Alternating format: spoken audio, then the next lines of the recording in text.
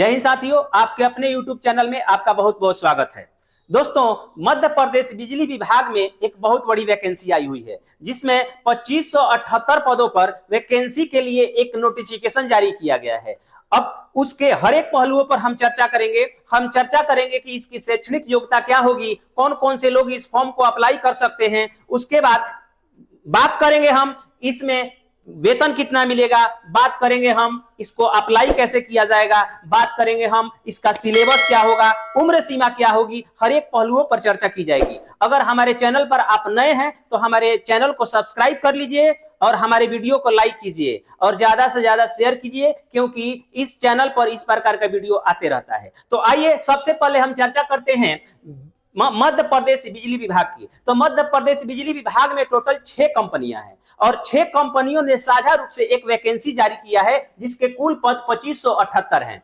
बात करेंगे टोटल पदों की संख्या तो 2578 है, लेकिन अलग अलग तरीके से टोटल 27 पद है और 27 पदों पर 2578 वैकेंसी आई हुई है। हम बात करते हैं सबसे पहले शैक्षणिक योग्यता की। तो शैक्षणिक योग्यता के लिए सबसे पहले आपको 12th होना जरूरी है, यानी कि आप 12वीं पास कर चुके हो। और 12वीं पास करने के बाद सबसे बड़ी चीज कि उसके साथ एक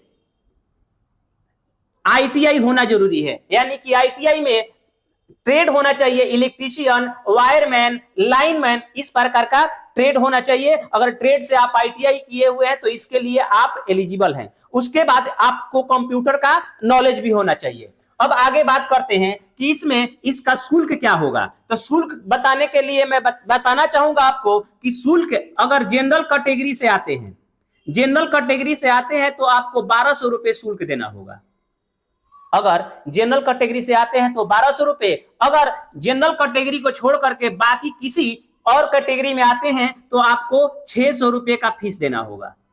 एक बात यहीं पर आपको बता दूं कि अगर आप यूपी, बिहार, उत्तर झारखंड, इन सारे राज्यों से, यानी कि मध्य प्रदेश को छोड़ करके किसी और राज्य से हैं आप, तो आप जनरल में काउंट किए जाएंगे। आपकी कोई कैटेगरी मान्य नहीं होगी। ओबीसी है, SC ST है, कोई फर्क पड़ने वाला नहीं है। इन सब में आप जनरल में। अगर आप मध्य प्रदेश के निवासी हैं तो उसमें आप SC ST या किसी भी कैटेगरी में आप आ सकते हैं। अब बात कर लेते हैं चयन प्रक्रिया की। तो चयन प्रक्रिया में होगा क्या कि चयन प्रक्रिया में सबसे पहले एक CBT एग्जाम कराया जाएगा। CBT एग्जाम यानी कि कंप्यूटर बेस्ड टेस्ट दिया जाएगा। कंप्यूटर पर एग्जाम होगा आपका। एग्जाम होने के बाद उसके बाद अगला चरण इसमें आता है कि इसमें फिजिकल भी किया जाएगा।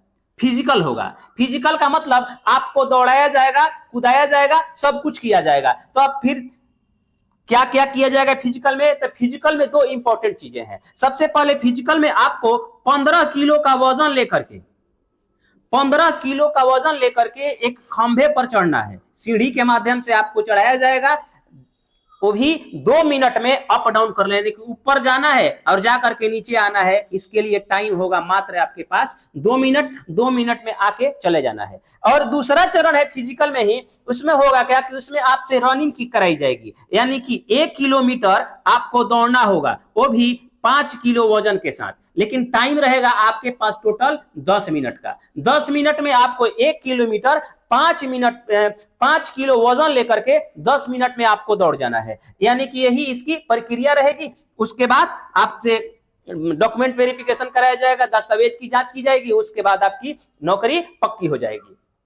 अब बात करते हैं कि वेतन की। इसमें वेतन कितना मिलेगा? तो इसमें वेतन 17,500 रुपए से लेकर के 40,000 रुपए तक का वेतन मिलेगा, यानी कि 40,000 रुपए मैक्सिमम इसमें वेतन होगा। वेतन तो बहुत ठीक ठाक है। अब बात करते हैं उम्र की। तो उम्र में आप 18 से लेकर के 33 साल के आयु के हैं, मेल हैं या फीमेल हैं, आप इस फॉर्म के लिए अप्लाई कर सकते हैं। 18 से 33 वर्ष के आयु के। उसके बाद हम चर्चा करते हैं, बात करते हैं कि अप्लाई कब से कब करना है। अप्लाई का डेट दिया हुआ है 24 दिसंबर 2024। 24/12/2024 से यह फॉर्म भराना इसका स्टार्ट हो जाएगा और इसका लास्ट डेट होगा 23 जनवरी 2025। 23 जनवरी 2025 तक यह फॉर्म भरा जाएगा। अब हम बात कर लेते हैं कि आखिर आवेदन करें तो कैसे करें। तो आवेदन करने के लिए आपको क्या करना होगा कि इसके साइट पर जाना होगा, किसके मध्य प्रदेश बिजली विभाग के साइट पर। इसका साइट का नाम है, इस पर आप जा करके गूगल में इसको सर्च कर सकते हैं, mponline.gov.in। ये इसका साइट है। इस साइट पर जाकर के आप लॉगिन कर सकते हैं और वहीं से जाकर के आप फॉर्म का अप्लाई कर सकते हैं। वैसे मैं कमेंट बॉक्स में नीचे इस लिंक को डाल दूंगा, वहां से भी आप जा सकते हैं। अब बात करते हैं सिलेबस की। तो सिलेबस का चर्चा अभी तक इन्होंने किया नहीं है। इन्होंने ऑलरेडी अपने नोटिफिकेशन में बताया हुआ है कि सिलेबस की चर्चा की जाएगी आगे आने वाले नोटिफिकेशन में, क्या क्या आने वाला है। तो सीधी सी बात है कि अगर सिलेबस यह देगा भी तो मैथ देगा, रीजनिंग देगा, और रीजनिंग के बाद साइंस पोर्शन से सवाल ज्यादा रहेगा, और भी साइंस में खास करके फिजिक्स से सवाल इसलिए ज्यादा होगा क्योंकि ऑलरेडी यह आईटीआई मांग रहा है। आईटीआई मांग रहा है तो आईटीआई से रिलेटेड फिजिक्स है, तो फिजिक्स से सवाल रहना है, मैथ रहेगा, रीजनिंग रहेगा, हल्का फुल्का जीके जीएस भी होना जरूरी है। तो ये सब चीजें आपके सिलेबस में होगी। उम्मीद है आपको वीडियो पसंद आया होगा। हमारे चैनल को सब्सक्राइब कीजिए, ज्यादा से ज्यादा शेयर कीजिए। जय हिंद।